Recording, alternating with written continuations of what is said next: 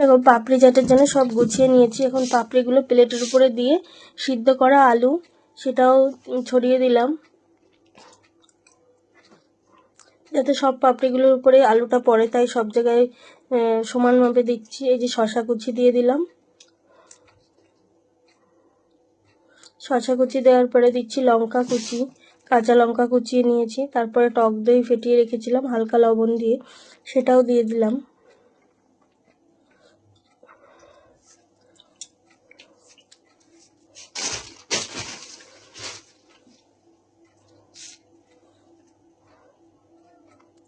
টক দই দিয়ে এবার চাট মশলা দেব।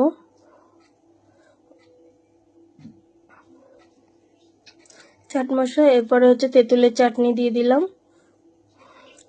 তেঁতুলের চাটনি দেওয়ার পরে একটু ধনেপাতা কুচিয়ে রেখেছিলাম সেটাও দিয়ে দেব।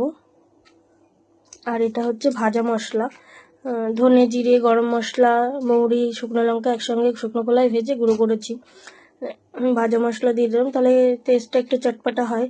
এবার ধনেপাতা কুচি ছড়িয়ে দিলাম। তারপরে এই যে এটা হচ্ছে ভুজিয়া, ভুজিয়াটা একেবারে বেশি বেশি করে দিয়ে দিলাম যাতে খেতে খুব টেস্টি হয়।